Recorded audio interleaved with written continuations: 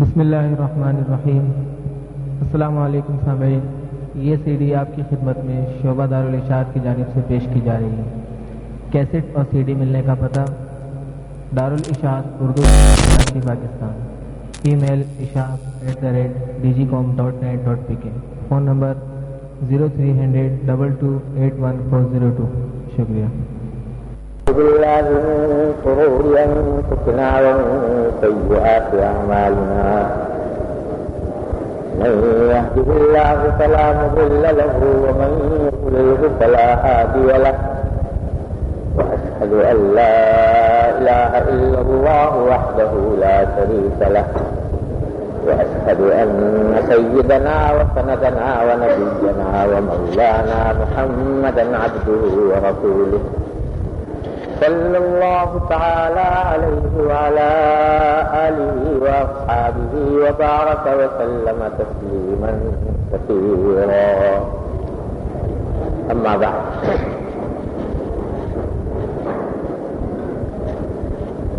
رمضان المبارک سے پہلے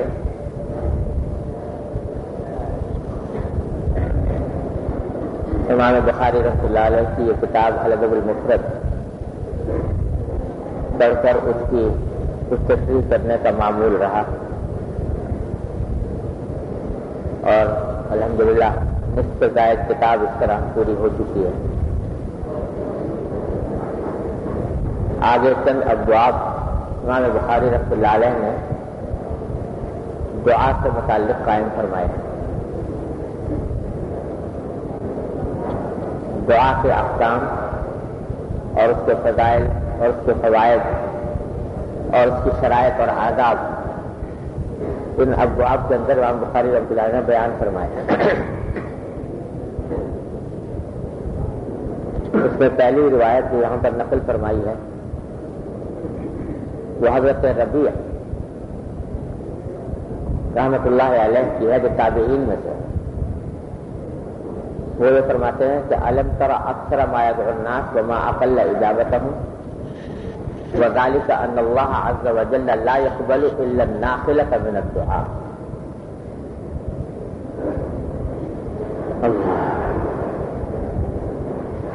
حضرت ربیع فرماتے ہیں کہ کیا آپ کو پتہ نہیں کہ بکثرت ایسا ہوتا ہے کہ لوگ دعائیں تو بہت کرتے ہیں، لیکن وہ دعائیں قبول کم ہوتی ہیں۔ دعائیں لوگ بہت کرتے ہیں مگر ان کی قبولیت کم ہوتی ہے، کم دعائیں قبول ہوتی ہیں۔ اور یہ اس زمانے کی بات کر رہے ہیں جو تابعین کا دور ہے۔ خیر القرون صحابہ کرام کے بعد دوسرا نمبر تابعین کے دور کا ہے۔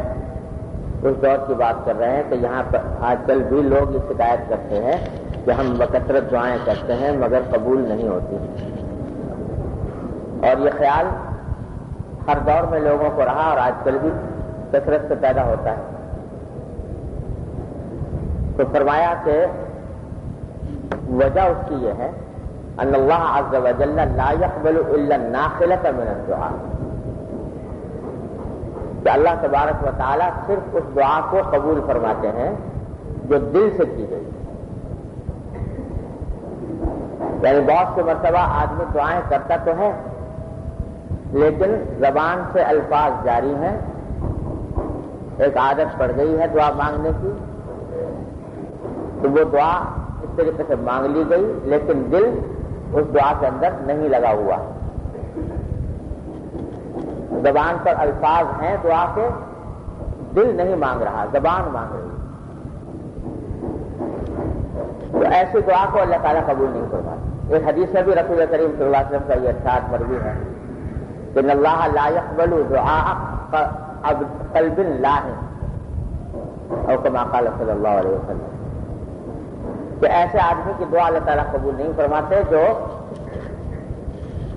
دعا کو کھیل بنا دے، کہ دل تو کہیں اور لگا ہوا ہے اور زبان پر الفاظ جاری ہیں دعا کے۔ اور یہ صورت ہمارے ساتھ بکثرت پیش آتی ہے۔ عادت پڑ گئی ہے مثلا نماز کے بعد دعا کرنے کی، اور کچھ دعائیں ایسی ہیں جو یاد کر رکھی ہے یا ان کی عادت پڑی ہوئی ہے، تو بس نماز پڑھی، نماز پڑھنے کے بعد ہاتھ اٹھائے اور ہاتھ اٹھا کر وہ الفاظ زبان پر جاری ہو گئے خود بخود، دل کہیں دماغ کہیں، دل اس دعا کی طرف لگا ہوا نہیں، نہ کوئی الہا ہے، نہ کوئی عاجزی کا اظہار ہے، نہ وہ طریقہ ہے جو مانگنے کا ہوتا ہے۔ تو یہ دعا تو ایک کھانا پوری ہو گئی، تو فرمایا کہ یہ دعا قبول نہیں ہوتی۔ جب حضرت ربیع نے یہ بات فرمائی تو حضرت علقمہ موجود تھے جو حضرت عبداللہ بن مسعود رضی اللہ تعالیٰ عنہ کے شاگرد ہیں، تو انہوں نے پھر حضرت عبداللہ بن مسعود کا ایک ارشاد سنایا، وہ بھی دعا سے متعلق ارشاد یہ سنایا کہ عبداللہ بن مسعود رضی اللہ تعالیٰ عنہ فرماتے تھے کہ لا يسمع اللہ من مسمع ولا مراء ولا لاعب الا داع دعا يثبت من قلبه۔ عبداللہ بن مسعود رضی اللہ عنہ فرماتے تھے کہ اللہ تعالیٰ دعا قبول نہیں فرماتے اس شخص کی جو شہرت کا طلبگار ہو، جو شہرت کی خاطر دعا کرتا ہے۔ شہرت کی خاطر کیسے دعا کرے؟ کہ جیسے کوئی شخص اس بات کے لیے دعا کرے کہ تاکہ لوگ تعریف کریں کہ بھائی تم نے دعا بڑی اچھی کی، یہ بڑی اچھی کرائی تھی۔ تو یہ دعا جو ہوئی وہ در حقیقت اس کا مقصود لوگوں کی تعریف حاصل کرنا ہے، کہ لوگ جو ہیں وہ میرے اوپر میری شان میں قصیدے پڑھیں، میری تعریف کریں کہ اس آدمی نے دعا بڑی اچھی کی یا کرائی کی۔ ایسے آدمی کی دعا کیا قبول ہوگی جبکہ مقصود ہی لوگوں کو خوش کرنا ہے یا لوگوں کی تعریف حاصل کرنا ہے، شہرت حاصل کرنا ہے۔ یہ تو شہرت حاصل کرنا ہے خاص دعا کے اندر، اور اس کے عموم میں وہ صورت بھی داخل ہو سکتی ہے کہ چاہے دعا کے ذریعے شہرت حاصل کرنا مقصود نہ ہو لیکن آدمی خود شہرت کا طلبگار ہو اور شہرت کی خاطر عبادتیں انجام دیتا ہو، شہرت کی خاطر کام کرتا ہو، دین کا کام کر رہا ہے، لیکن مقصود کیا ہے کہ لوگوں میں شہرت ہو جائے کہ وہ بڑا عالم ہے، وہ بڑا اچھا واعظ ہے، وہ بڑا ولی اللہ ہے، وہ اللہ کا بڑا نیک بندہ ہے۔ اس بات کی تعریف کرانے کی خاطر جو کام کر رہا ہے تو اس کی دعائیں اللہ تبارک و تعالیٰ قبول نہیں فرماتی، کیونکہ وہ جو کچھ کر رہا ہے وہ مخلوق کو راضی کرنے کے لیے کر رہا ہے، اللہ تعالیٰ معاف کرے، تو اس کی دعا قبول نہیں ہوتی۔ ولا مرائن، اور فرمایا اس شخص کی دعا قبول نہیں ہوتی جو ریاکار ہو، دکھاوے کی خاطر عبادت کرتا ہو یا دکھاوے کی خاطر دعائیں کرتا ہو، بظاہر دیکھنے میں بڑے الہا و زاری سے دعا کر رہا ہے، الفاظ بھی بڑے عاجزی کے ہیں، انداز بھی مانگنے کا ہے، انداز بھی الہا و زاری کا ہے، لیکن یہ سب اس لیے کر رہا ہے تاکہ دوسرے لوگ یہ دیکھیں کہ وہ یہ کس طرح اچھی طرح اللہ تعالیٰ سے دعا کرتا ہے، تو مقصود ریاکاری ہے العیاذ باللہ، اس واسطے اس کی دعا قبول نہیں ہوتی۔ اسی واسطے یہ جو اجتماعی دعائیں ہوتی ہیں نا، سب مل کے اکٹھے دعا کرتے ہیں، تو اس کے کچھ تو فوائد ہیں اور کچھ نقصانات ہیں۔ فوائد تو یہ ہے کہ بھائی بہت سارے اللہ کے نیک بندوں کی برکتیں جمع ہو جاتی ہیں، پتہ نہیں اللہ تعالیٰ کس کی دعا سن لے تو ہماری بھی اس کے صدقے میں قبول ہو جائے۔ اس نیت سے اگر کوئی اجتماعی دعا کرے تو انشاءاللہ تعالیٰ اس میں برکات ہیں اور اس کے فوائد ہیں، لیکن اس میں خطرہ بھی۔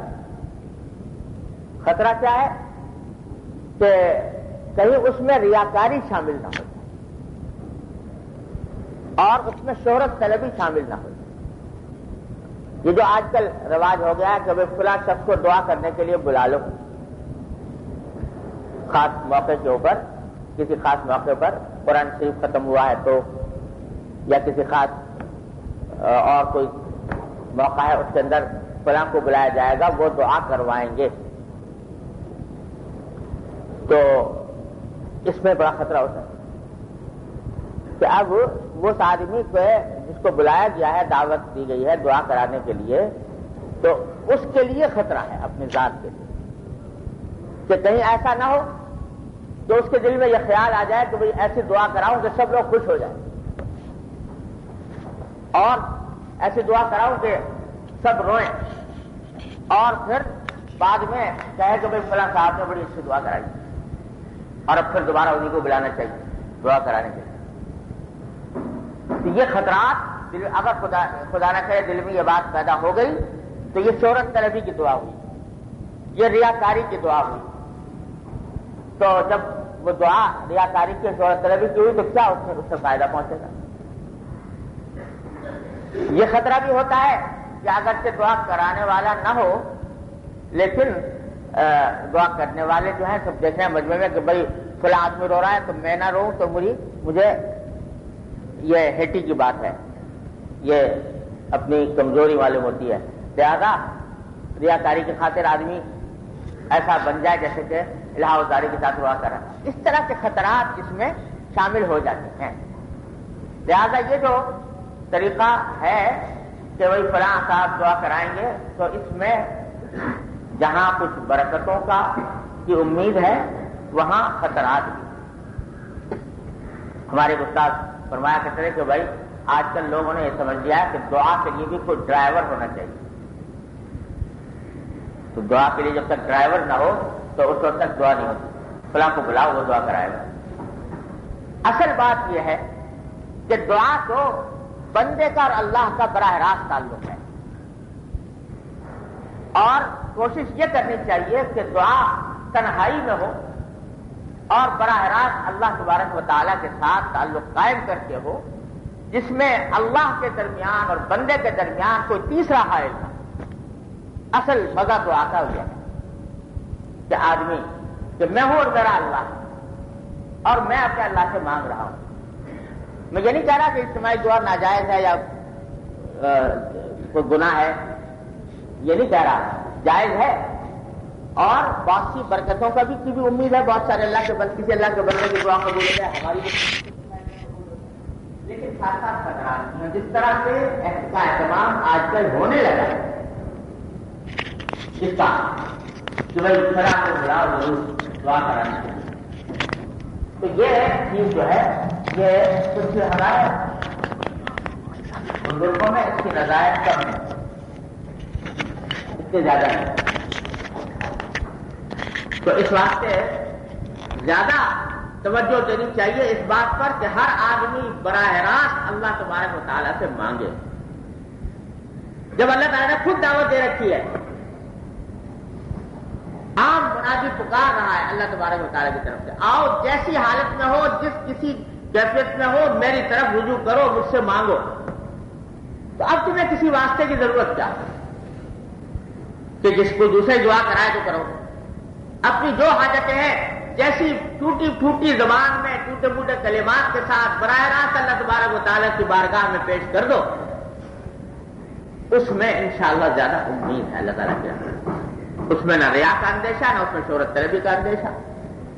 ہاں مانگو اس طرح کہ دل سے مانگو۔ تو فرمایا کہ نہ تو کسی مرائی اس کے شہرت طلب کرنے والے کی دعا قبول ہوتی ہے، نہ ریاکار کی جو دکھاوے کی خاطر دعا کر رہا ہو اس کی دعا قبول ہوتی ہے، ولا لائب، اور نہ اس شخص کی دعا قبول ہوتی ہے جو کھیل کر رہا ہو۔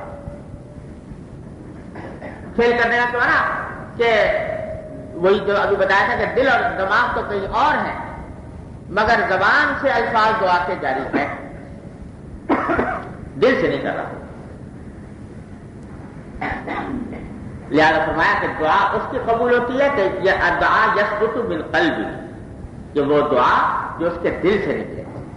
جب دل سے دعا نکلتی ہے تو چاہے کتنے ہی الفاظ ٹوٹے پھوٹے کیوں نہ ہو، جب دل سے نکل رہی ہے تو باری تعالیٰ جانتے ہیں کہ یہ میرا بندہ ہے، دل سے مانگ رہا ہے، اگرچہ اس کے پاس الفاظ نہیں ہیں، تو اللہ تبارک و تعالیٰ اس پر خاص کرم فرما دیتے، دل سے نکلنے سے دعا کرنے والے کے اوپر خاص کرم فرما دیتے۔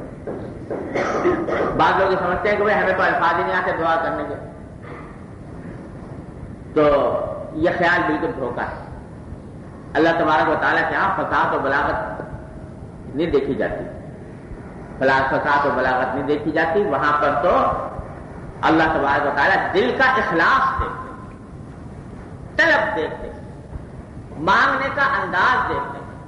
لہذا اس میں کوئی ضروری نہیں کہ تمہارے پاس کوئی ادیبانہ الفاظ ہوں، فصیح و بلیغ الفاظ ہوں.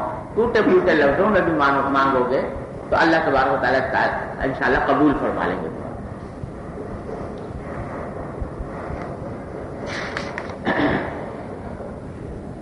آگے ایک اور حدیث ہے، یہ براہ راست رسول کریم صلی اللہ علیہ وسلم کا ارشاد ہے. حضرت ابو ہریرہ رضی اللہ عنہ روایت فرما رہے ہیں کہ آپ نے فرمایا کہ اذا دعا احدکم فلا یقول ان شئت بل یعظم المسألہ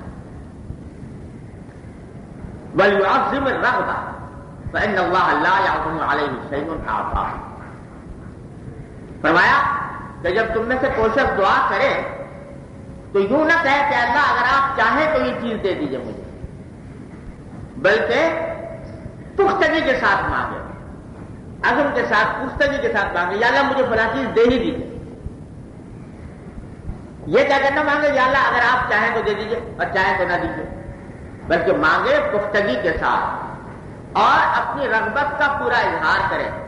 یا اللہ مجھے فلاں چیز کی رغبت ہے، اس واسطے کہ اللہ تبارک و تعالیٰ کو کے اوپر کوئی چیز بھاری نہیں ہوتی دینے میں.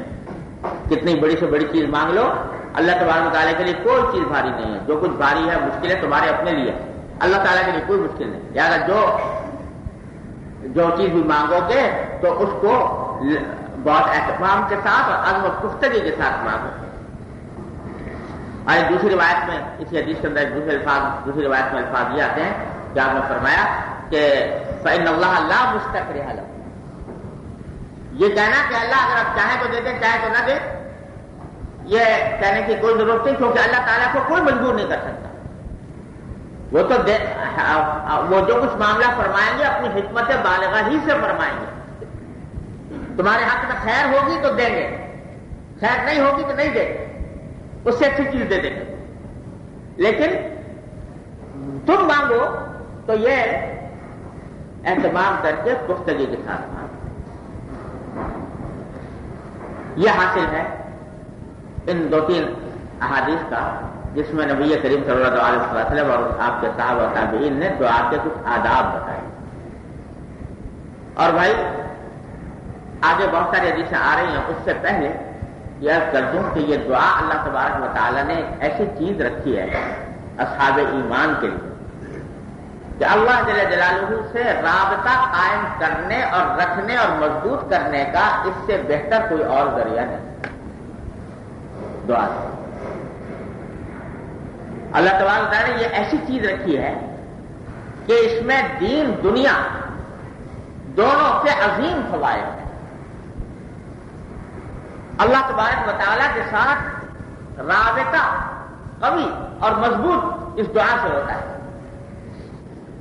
عجیب اللہ جل جلالہ کی شان کریمی ہے کہ آدمی عام طور سے دعا مانگتا ہے اپنے دنیاوی مقاصد کے لیے.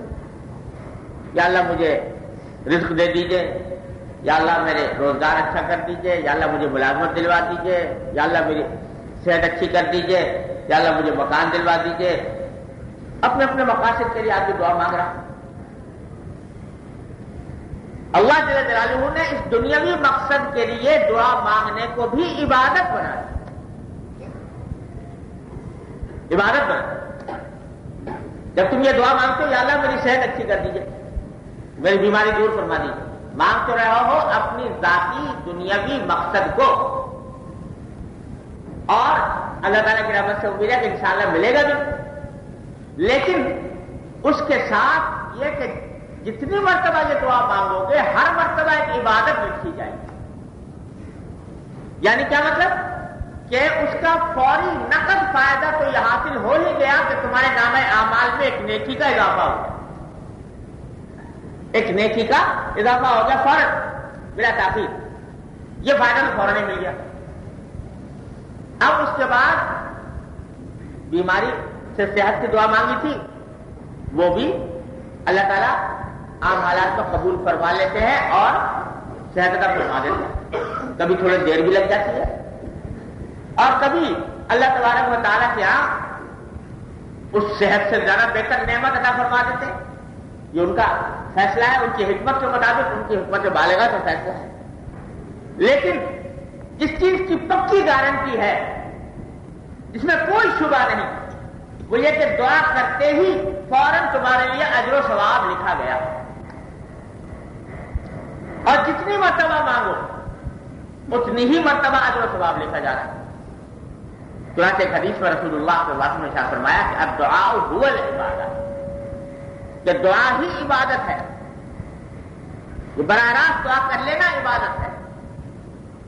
پچھلے بیان میں رمضان کے آخر میں نے عرض کیا تھا کہ یہ جو عملیات ہوتے ہیں، عملیات کی خاطر کوئی آدمی تلاوت کرتا ہے قرآن کریم کی، تعویذ وغیرہ، یا عملیات کی خاطر جھاڑ پھونک کرتا ہے، تو اس میں تلاوت کا ثواب نہیں.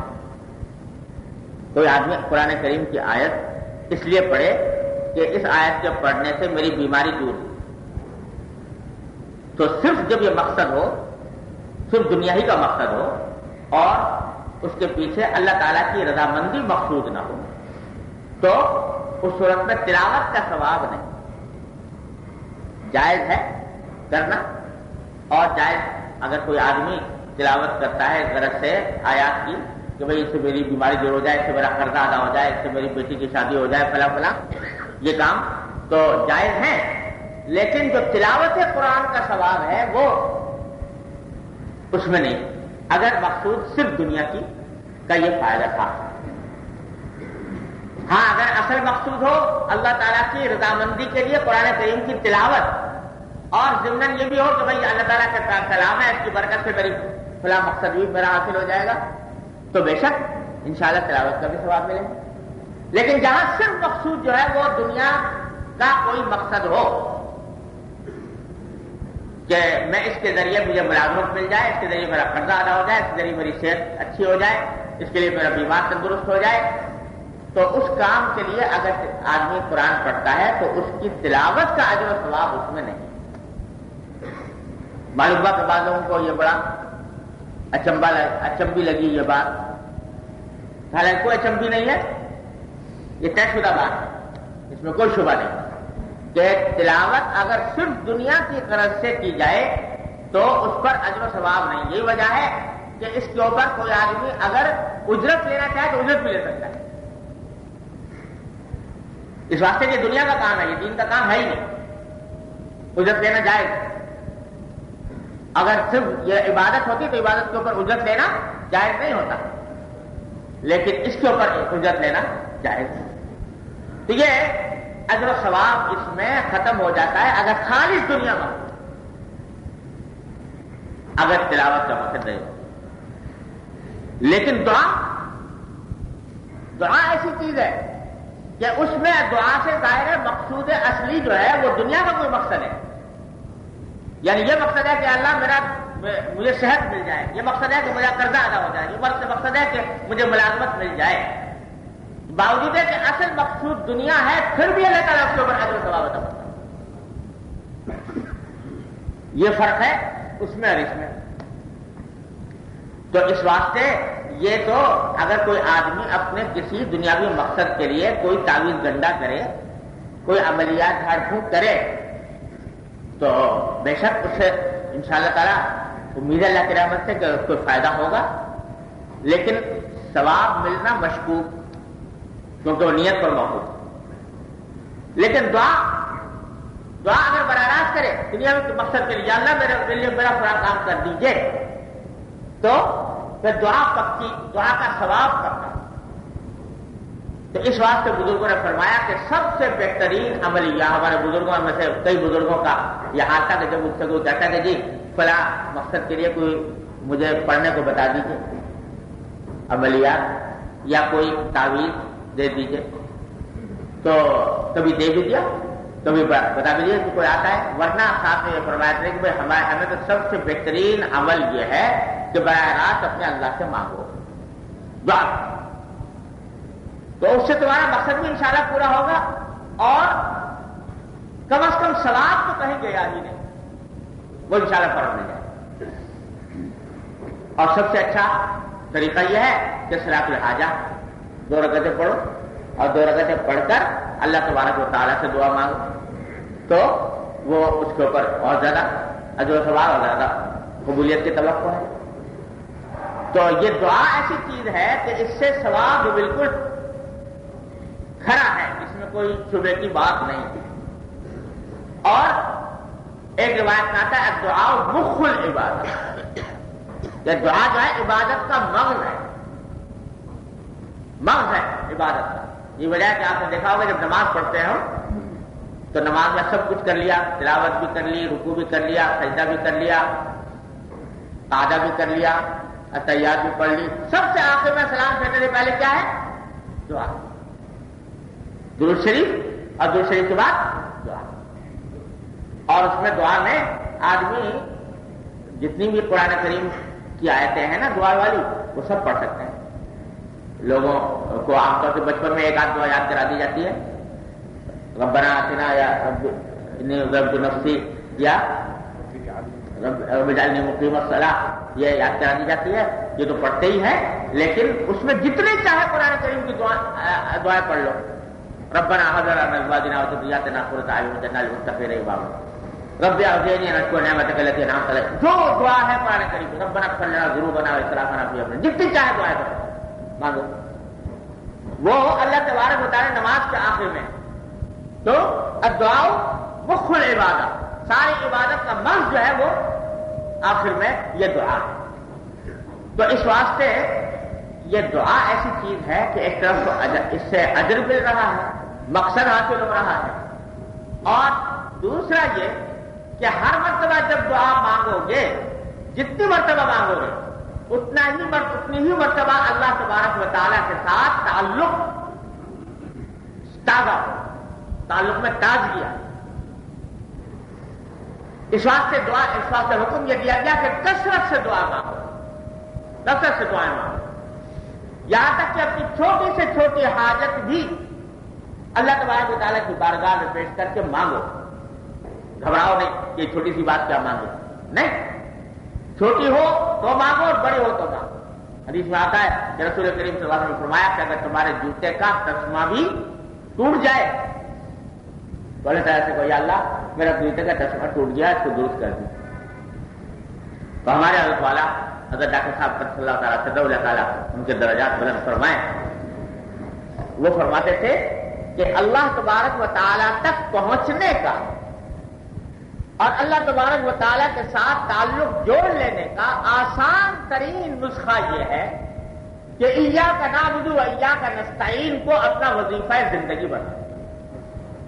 ایاک نعبد و ایاک نستعین، سارے قرآن کا خلاصہ ہے سورہ فاتحہ، اور ہمارے سارے قرآن کا خلاصہ سورہ فاتحہ، سورہ فاتحہ کا خلاصہ ہے ایاک نعبد و ایاک نستعین، اللہ ہم آپ ہی کی عبادت کرتے ہیں، آپ ہی کی مدد کرتے ہیں۔ تو یہ اپنا اس کو حال بنا کہ جو کوئی حاجت پیش آئے چھوٹی یا بڑی، فوراً اللہ تعالیٰ کی طرف رجوع کرو، اللہ تعالیٰ سے مانگو یا اللہ یہ ہو گیا میرا یہ کام کر دیجیے،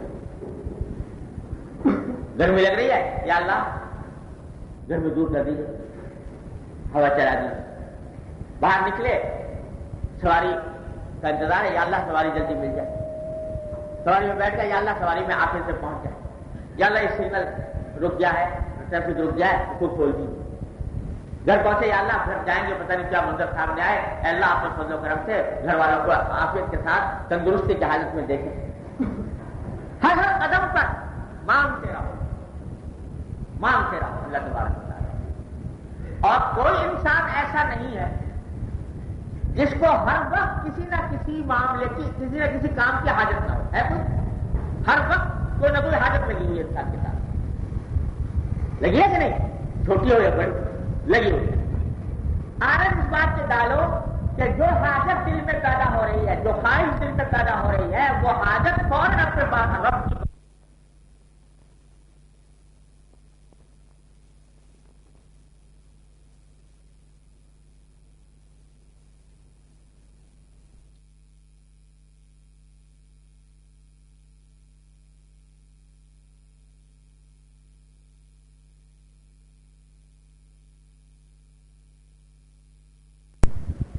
ہر کام میں ماں کو پکارتا ہے، امی امی کرتا ہے ہر حالت۔ ذرا سی گرمی لگے گی تو ماں کو پکارے گا، سردی لگے گی تو ماں کو پکارے گا، بھوک لگے گی تو ماں کو پکارے گا، پیشاب پکانے کی عادت ہوگی تو ماں کو پکارے گا، جو کوئی حاجت ہوگی ماں کو پکارتا ہے۔ یہاں تک کہ اگر گھر سے باہر کھیل رہا ہے بچوں کے ساتھ، کسی بچے نے کوئی تکلیف پہنچا دی تو جانتا ہے کہ ماں یہاں موجود نہیں ہے، نہ سن رہی ہے نہ کچھ، لیکن پکارے گا ماں ہی کو۔ اگر کسی نے بچے نے مار دیا، کوئی تھپڑ لگا دیا، کوئی تکلیف پہنچا دی، تو چاہے بازار میں کھیل رہا ہو، ماں سے بہت دور ہو، پکارے گا امی، کیا ڈر ہوئے گا، پکارے گا اسی کو، اس واسطے کہ اس کے دماغ میں یہ بات بیٹھی ہوئی ہے کہ میرے سارے دکھوں کا مداوا، میری ساری مشکلات کا حل میری ماں میں ہے، لہٰذا اسی کو پکارتا ہے۔ تو ہمارے ساتھ فرماتے ہیں کہ اپنے اللہ کے ساتھ کم از کم ایسا ہی تعلق قائم کر لو جیسے بچہ کا ماں کے ساتھ ہوتا ہے، جیسے بچے کا ماں کے ساتھ ہو کہ اس کو جب بھی کوئی حاجت ہوتی ہے ماں کو پکار، تم کو جب کوئی حاجت ہو اپنے اللہ کو پکار، یا اللہ یہ کام کرے کسی حال میں ہو، وہ تو اس کے باوجود پکارتا ہے کہ اس کو پتا ہے کہ ماں موجود نہیں ہے، نہیں سن رہی، تمہیں تو پتا ہے کہ اللہ موجود ہے اور سن رہا ہے، تو جس حالت میں بھی وہ پکارو اپنے اللہ، اور پکارنے میں زبان سے پکارو یا دل سے پکارو، زبان سے پکارو یا دل سے پکارو، زبان سے پکارے تو بھی ٹھیک، اور اگر زبان کا پکارنے کا موقع نہیں ہے تو دل میں دعا کر لو اللہ تعالیٰ، یا اللہ یہ کام کرا دیجیے، وہ تو علیم بذات صدور ہے، سینوں کے حال کا جاننے والا ہے، دلوں کے حال کا جاننے والا ہے، تو جب تم دل سے پکارو گے وہ بھی سنے گا۔ اس کی عادت ڈالو۔ ہمارے حضرت فرماتے ہیں کہ یہ جو ہے یہ قلندری نسخہ ہے، قلندری نسخہ ہے، یعنی سارے مجاہدے ریاضتیں جو اولیاء کرام کرتے آئے ہیں اور کراتے آئے ہیں، ان سب کا حاصل کیا ہے؟ حاصل یہ ہے کہ اللہ تعالیٰ سے مضبوط تعلق قائم کرنا۔ فرماتے ہیں یہ چٹکلے میں حاصل ہو جاتی ہے، اس طرح یہ ہر چیز اللہ تعالیٰ سے مانگتے ہیں۔ عادت اس بات کی ڈالو کہ تمہارا دل ہر وقت کچھ نہ کچھ اللہ سے مانگ رہا ہو، کچھ نہ کچھ مانگ رہا ہو اللہ تعالیٰ سے، منگتے بن جاؤ اللہ تعالیٰ کے ساتھ۔ اور وہ بارگاہ بھی ایسی بارگاہ ہے کہ دنیا کے اندر اگر کتنا ہی بڑا سخی داتا ہو کوئی، اس کے بعد ایک مرتبہ مانگنے چلے جاؤ دے دے گا، 2 مرتبہ چلے جاؤ، 3 مرتبہ چلے جاؤ، لیکن اگر یہی وتیرہ بنا دیا 4 گھنٹے کھڑا ہے کوئی آدمی مانگنے کے لیے، تو آخرکار وہ ضد ہو کر بھگا دے گا کہ بھائی تو نے تو میرا پیچھا ہی لے لیا، تو وہ بھگا دے گا اس کو۔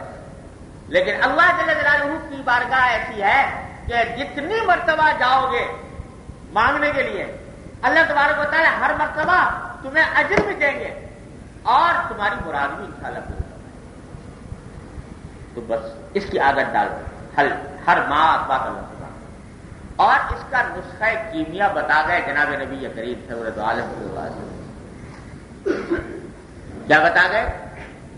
کہ جانتے تھے کہ میرے امتی جو ہیں یہ جب دنیا کے کام دھندوں میں نکلیں گے تو ان کو یاد واد نہیں رہے گا اپنے اللہ سے رابطہ قائم کرنا رکھنا۔ تو اس واسطے نبی کریم سرورت عالم صلی اللہ علیہ وسلم نے صبح سے لے کر شام تک کی زندگی میں جتنے موڑ آتے ہیں، ہر موڑ پر آپ نے ایک دعا یا ذکر تلقین فرما دیا۔ صبح کو اٹھو تو یہ کہو، ہے کہ نہیں؟ صبح کو اٹھو الحمدللہ الذی احیانا بعد ما اماتنا والیہ النشور۔ اٹھ کے جب جانے لگو بیت الخلاء میں تو یہ کہو اللہم انی اعوذ بک من الخبث والخبائث۔ وہاں سے جب نکلنے لگو تو یہ کہو غفرانک الحمدللہ الذی اذهب عنی الاذی وعافانی۔ وضو کرنے لگو تو بسم اللہ الرحمن الرحیم پڑھ کے کرو، بیچ میں کہا اللہم اغفر لی ذنبی وسعی فی داری والک فی، ختم ہو جائے تو کہا اللہم اجعلنی من التوابین واجعلنی من المتطہرین۔ فجر کی نماز کے جانے لگو تو اللہم اجعل فی قلبی نورا وفی بصری نورا وفی سمعی نورا، یہ کہو۔ مسجد میں داخل ہونے لگو تو کہو کہ اللہم افتح لی ابواب رحمتک، نکلنے لگو تو کہا اللہم انی اسألک من فضلک۔ ہر موڑ پر جو زندگی کے موڑ آ رہے ہیں جناب نبی کریم سرورت عالم صلی اللہ علیہ وسلم نے ایسی دعائیں تلقین فرما دی ہیں، قربان جائے نبی کریم صلی اللہ علیہ وسلم رحمت کے، ایسی دعائیں تلقین فرما دی ہیں کہ ایک طرف تو اس کا حاصل یہ ہے کہ واقعہ یہ ہے کہ اگر ان میں سے ایک دعا بھی قبول ہو جائے ٹھیک ٹھیک اللہ تعالیٰ کی بارگاہ میں، ہمارا آپ کا بیڑا پار ہو، ایک دعا بھی قبول ہو گئی کسی وقت تو بیڑا پار ہو جائے. ایسی دعائیں کوئی مانگ نہیں سکتا جیسے حضور اقدس صلی اللہ علیہ وسلم مانگ کر تجیب لے گئے ہر موقع پر. تو دعائیں اپنی ذات میں وہ بڑی عظیم الشان ہے، اور اس کے ساتھ یہ کہ ہر تھوڑی دیر کے بعد اللہ تعالیٰ کے ساتھ رابطہ قائم ہو رہا ہے. ہر تھوڑی دیر کے بعد رابطہ اللہ تعالیٰ کے ساتھ جڑ رہا ہے. تو جو آدمی صبح سے لے کر شام تک کی زندگی میں ہر بدلتے ہوئے موڑ پر اپنے اللہ تبارک و تعالیٰ سے رجوع کر رہا ہے اور اس سے مانگ رہا ہے، اس کا تعلق میں اضافہ نہیں ہوگا تو کیا ہوگا؟ میں عرض کر رہا تھا کہ آج کل ایجاد ہو گیا موبائل ٹیلی فون، ہر ایک آدمی کے پاس ہونے لگا. تو ایک آدمی جب اپنے گھر سے نکلا باپ کے پاس سے بیٹا اور سفر کرنے چلا گیا، تو اب اگر وہ ہر تھوڑی دیر کے بعد جہاں پہنچا وہاں سے باپ کو فون کرے کہ دیکھیے میں فلاں جگہ پہنچ گیا خیریت سے ہوں، تو کیا ہوگا کہ باپ کے دل میں بھی قدر ہوگی اور اس کو اطمینان بھی ہوگا کہ دیکھو میرے بیٹے نے میرے ساتھ ایسا تعلق قائم کر رکھا ہے کہ ذرا بھی کوئی بات ہوتی ہے تو مجھے اس کی اطلاع کرتا ہے. تو موبائل فون کے کنیکشن سے باپ اور بیٹے کے رشتے میں مضبوطی آ رہی ہے کہ نہیں آ رہی؟ اس تعلق کا کے اندر اضافہ ہو رہا ہے اس کے ذریعے. تو نبی کریم سرور دو عالم صلی اللہ علیہ وسلم نے یہ موبائل فون دے رکھا ہے ہر صاحب ایمان اپنے اللہ تبارک و تعالیٰ کے ساتھ رابطہ جوڑنے کا، کہ ذرا تمہارے موڑ زندگی کے اندر کوئی نیا موڑ آئے فوراً اپنے اللہ تبارک و تعالیٰ کے ساتھ رشتہ قائم کر رہے، چلتے پھرتے اٹھتے بیٹھتے مانگتے رہو اپنے پروردگار. اور یہ سوئچ آن کر لیا تم نے، اللہ تبارک و تعالیٰ کے ساتھ رشتہ جڑ گیا، اس رشتے کے اندر قوت پیدا ہو گئی، اللہ تبارک و تعالیٰ کے ساتھ تعلق مضبوط ہو گیا. جب اللہ تعالیٰ کے ساتھ مضبوط ہو گیا تو جتنا یہ تعلق مضبوط ہوگا اتنا ہی نفس اور شیطان کے حملوں کے مقابلے میں انسان طاقتور. یہ سارے شیطان کے جو حملے ہوتے ہیں یا نفسانی خواہشات کے حملے ہوتے ہیں وہ اس واسطے ہوتے ہیں کہ ہمارے اندر طاقت نہیں نا، تو کمزور کے اوپر ہر ایک حاوی ہو جاتا ہے مر کے ضعیفی کی سزا مر کے مفا جاؤ. تو جو آدمی کمزور ہے تو اس پر تو ہر ایک اپنا زور آزمائے گا، تو شیطان بھی آزمانا شروع کر دیتا ہے. لیکن اگر تعلق مضبوط ہو اللہ تبارک و تعالیٰ کے ساتھ، اس میں قوت ہو، تو پھر شیطان کا کوئی حملہ کارگر نہیں ہوتا. ان قید الشیطان کان ضعیف، شیطان کا مکر ہے قرآن کہتا ہے بڑا کمزور ہے، اس کے لیے طاقتور ہے جو اس کے آگے پھسل جائے اور اس نے اللہ کے ساتھ اس نے راستہ استوار کیا ہوا. لیکن جب اللہ کے ساتھ راستہ مضبوط ہے تو پھر کہاں کا شیطان اور کہاں کا نہیں، وہ پھر اس کی طاقت اللہ تبارک و تعالیٰ اس میں اتنی عطا فرماتے ہیں کہ اس کے ہر حملے کا مقابلہ کرتے ہیں. اس واسطے یہ بہترین نسخہ ہے، نسخہ کیمیا.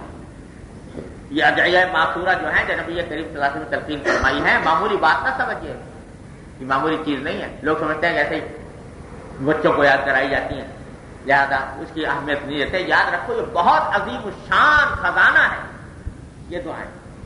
اور جیسے میں نے عرض کیا کہ ایک ایک دعا کے پیچھے معانی کی اور مضامین کی کائنات ہے اس کے پیچھے. میں نے کچھ دنوں سے بیت المکرم میں جو جمعہ کے اندر یہ شروع کر رکھا تھا ادعیہ معصورہ کا بیان، ایک ایک دعا کا بیان. تو سال ہو گیا، ابھی تک 8-10 دعاؤں کا بیان ہوا تھا کہ سال گزر گیا. ایک ایک دعا ایسی ہے کہ اس کے اوپر اس میں معانی اور مضامین کی کائنات پوشیدہ ہے نبی کریم صلی اللہ علیہ وسلم کے ان الفاظ کے. تو معمولی بات ہے، اس کو خود اہتمام کر کے خود بھی یاد کریں اور اپنے بچوں کو بھی یاد کرائیں، عادت ڈالیں کہ ہر مرحلے پر یہ دعا نبی کریم صلی اللہ علیہ وسلم کی سکھائی ہوئی دعا زبان پر آ جائے. اور بہتر یہ ہے کہ الحمدللہ ساری دعاؤں کے مجموعے چھپ گئے، ترجمے بھی چھپے ہوئے ہیں، تو ترجمے کے ساتھ ایک مرتبہ پڑھ لو. عربی جن کو نہیں آتی وہ ترجمے کے ساتھ ان کو پڑھ لیں اور دیکھیں کہ کیا کیا مانگا گیا ہے. اور جب وقت آئے تو گزرا دھیان سے وہ دعا مانگ لیں، دھیان سے مانگ لیں. تو اللہ تبارک و تعالیٰ کی رحمت سے امید ہے کہ انشاءاللہ اس کے جو مخصوص فوائد ہیں وہ بھی حاصل ہوں گے اور اللہ تعالیٰ کے ساتھ تعلق بھی مضبوط ہوگا. تو اسی حضرت ہمارے یہاں فرماتے ہیں کہ سارے قرآن کا خلاصہ سورہ فاتحہ اور سارے سورہ فاتحہ کا خلاصہ ایاک نعبد و ایاک نستعین.